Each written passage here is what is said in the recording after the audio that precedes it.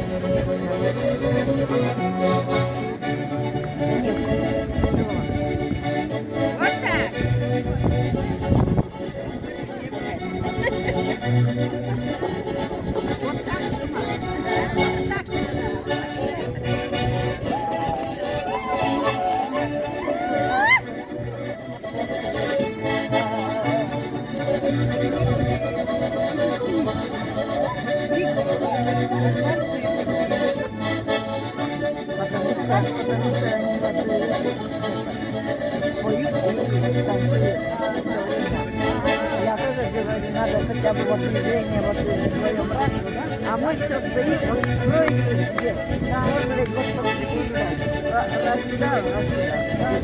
А у нас